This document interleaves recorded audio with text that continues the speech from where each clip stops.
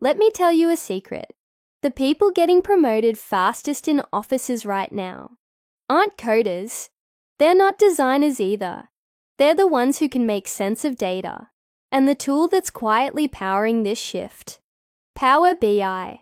Most people think it's just for tech folks, but I'm here to tell you, if you can use Excel, you can learn Power BI, and once you do, you instantly become more valuable. Why? Because every business, no matter the industry, runs on data now. Sales, HR, marketing, operations, they all need insights. But not everyone can build beautiful dashboards that tell a story in seconds. That's where you come in.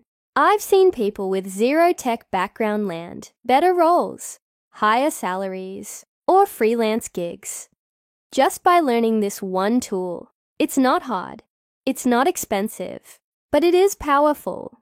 And soon, just like Excel, Power BI will become a must-have skill, not a nice-to-have.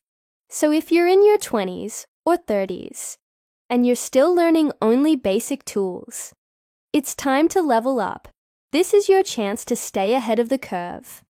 Not by working harder, but by working smarter with data.